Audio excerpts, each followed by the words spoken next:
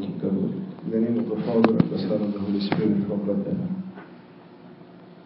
In the time of this blessed fast of St. Mary,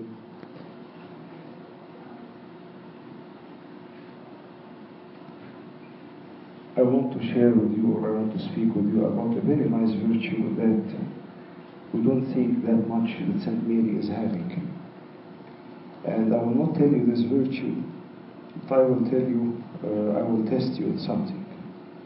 So, this virtue is in the fruit of the Spirit, ثمر الروح, and this virtue is related. If those people had this virtue, they wouldn't have been doing this.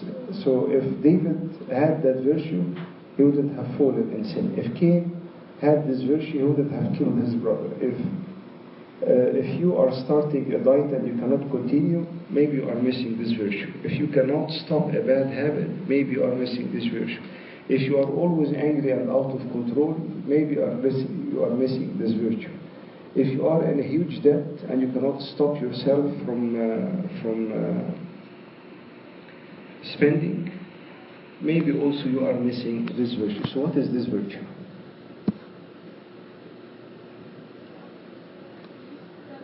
What did you say? Excellent. Self-control. Excellent. It is self-control. And self-control is from the fruits of the Spirit. But do you have any proof that Saint Mary had self-control?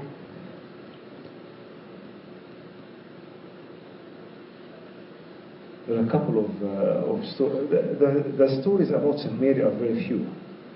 So I was screening between 3 or 4 incidents. Any idea?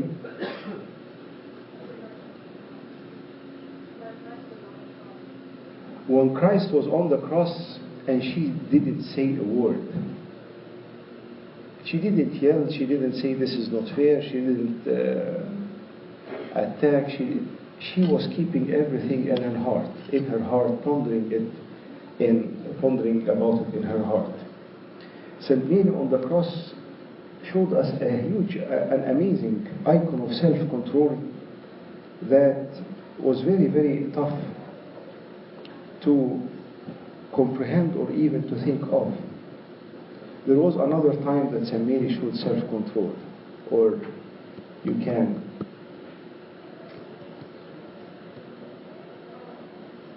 You remember in the wedding of Cana of Galilee, she asked the Lord, "We have no wine."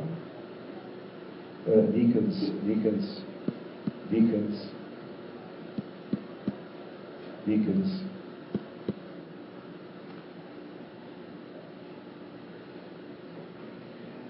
When the Lord told St. Mary, my time hasn't come yet, what I have to do, my time hasn't come yet, what did she say? She didn't reply him. She went to the servants, whatever he is telling you, do. Do we have self-control with our kids? Do we have self-control with our... definitely have self-control with your boss, big time, with your professors, big time. And you know how to have self-control with people who are with a higher authority. And when we're people that we can push, or they are a pushover, or we can hand them, then we lose the self-control. It says in the readings about the second coming that the people in the end of days, for men will be lovers of themselves, lovers of money, boasters, proud, blasphemers, disobedient to parents, unthankful, unholy, unloving, unforgiving, slanderers, without self-control. And they are just very impulsive, and they don't control themselves, and they don't control the things that they go through. Self-control is one of the fruits of the Spirit.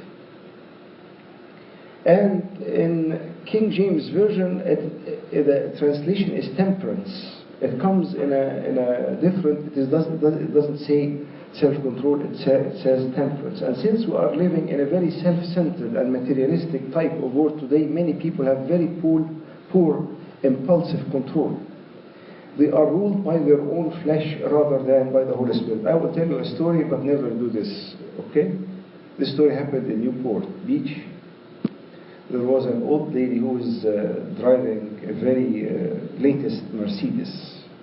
And she was going to park. And you know that the people who are old, they are driving at their pace. And a young man with a red Ferrari is in the parking lot. And he waited for the old lady to park. She didn't park then. He took the parking spot. He closed the door. And the lady was very upset. So she opened the window and he told her, this is what rich people does, or what rich people do. So the old lady was extremely enraged. She took her foot from the brake and pressed the gas and smashed her car in the red Ferrari in the parking lot and destroyed both cars. And the younger man was in shock. And the lady told him, this is what old rich people do. When you go out of control, you can't expect anything to happen. You can't expect anything to happen. People go crazy. People lose it. Simply they lose it. And once you lose it, you have no self-control. And in many, many, many times, we regret those moments in our life when we lose control over ourselves. People now, when they see something, they immediately want it. And one of the writers said that instant gratification is no longer instant anymore. It is no longer instant because we need even a much faster instant gratification.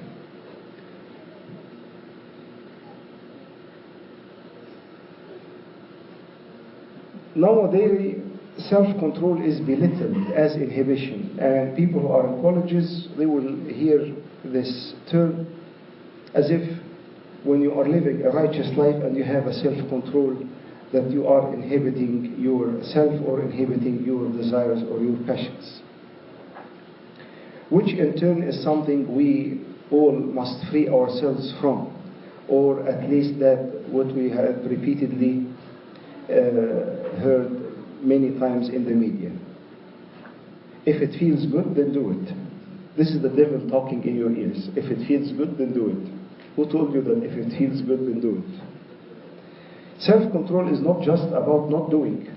It is also about doing. It's also about being in control. لأن حاكم نفسه خير من حاكم مدينة. The one who has control over himself is more powerful than the one who has control over a whole nation or a whole city. So, self-control, one of the definitions of the self-control is possessing power or being strong or having mastery. Holding in hands the passions and the desires. Holding in hands the passion and the desires. This is someone who has self-control. And Saint Mary, in many situations in the cross, in the wedding of Cana of Galilee, in the very, very few times that she spoke, this means the people who are little to speak, they are not speaking that much. They have self-control. Holding in hands the passions and the desires. Self-control is holding in hands the passions and the desires. So what we should have self-control in? First, your senses. What you look at, what you listen to, what you say, what you touch, what you eat, what you don't eat, what you put in your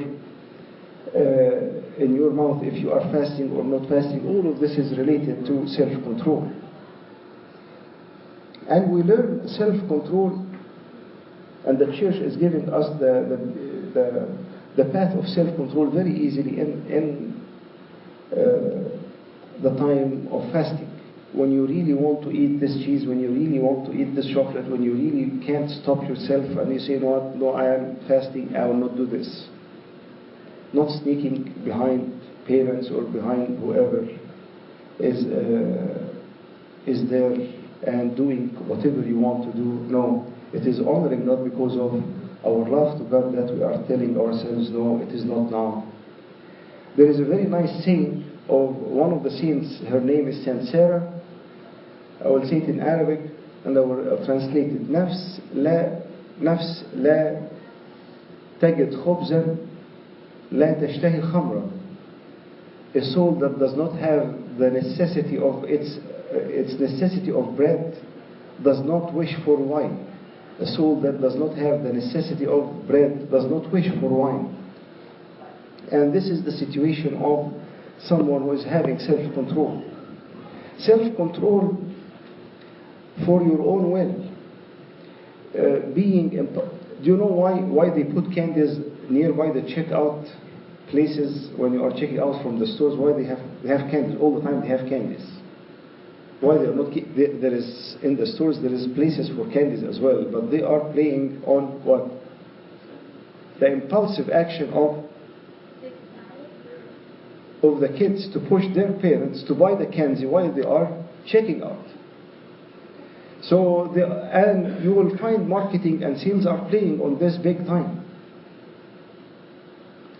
So those who are having self-control will not make rush decision, will sit down, calculate things and do their homework, studying whether I can do this or I cannot do this, whether I can afford this or I cannot afford this, whether I can make this decision or I cannot make this decision. Self-control is also in your reaction, because as I have shared with you the story that happened, this is a true story that happened in Newport Beach. The reaction, the one who has a reaction, who controls his reaction, is having self-control. I know a story of a guy who stayed 5 years in prison because he didn't have self-control. Someone insulted him in the street. He felt very bad. He lost it. And he started being physically aggressive with this man. And things escalated and in the end he stayed 5 years of his life because he didn't have self-control.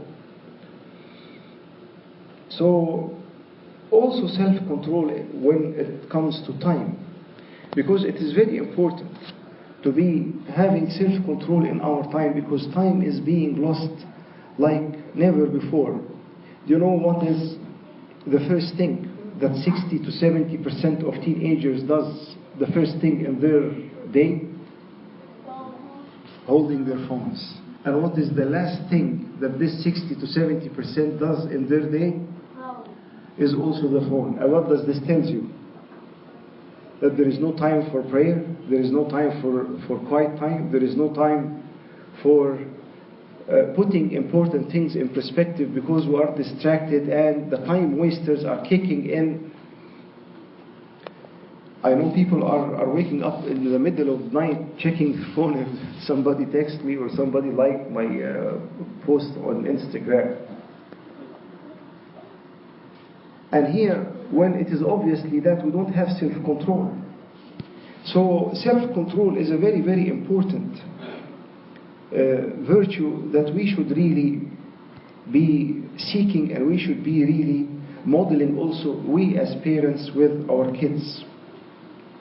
We as servants with the people whom we deal with. And don't take the excuse that there are people who are annoying, because you will always have people who are annoying all your life, everywhere. But don't react in an impulsive way saying, but they are annoying, but they have pushed me, but they have done this, but they have done this. Those who have self-control, they are not giving excuses for the actions of the other people, but they have control over their actions to those situations. I will end with one simple thing that we can learn, is saying no. Saying no. Sometimes we are pushed in many situations to do something or to get involved in something, maybe something bad or something not bad but it is wasting your time, or not bad and not wasting your time but irrelevant and you have nothing to do with it. And in many times we want to be pleasers of men and to take the approval and the support of the people who are around us, and we don't say no. Joseph told to the wife of Potiphar no. The 3 whole youth told the king no. Daniel said no twice. When you return back to all, John the Baptist said no, and because of no, he lost his life. It is not lawful to you to get married to the wife of your brother, when John the Baptist was telling Herod, and he lost his life because he's saying no. It is of utmost importance to know when to say no, and to take or to put in mind that I need to please God, not to please men. I need to please God, not to please men. May God give me and give each one of us that we will learn in this time of this great fast of St. Mary, this small virtue that is very, very important, that changed the life of many. When you have self-control, you are in charge of a lot of stuff that happens in your life, as St. Mary was, to whom is the glory forever and ever. Amen.